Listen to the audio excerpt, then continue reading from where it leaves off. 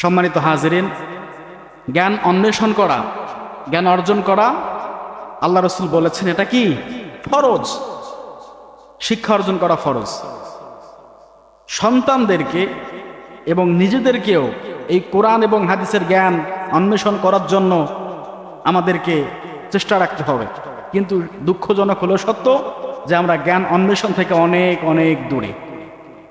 মাদ্রাসার স্টুডেন্টগুলো দেখবেন অনেক কষ্ট করে পড়াশোনা করে, কেউ বা মাদ্রাসায় টিকতে পারে না।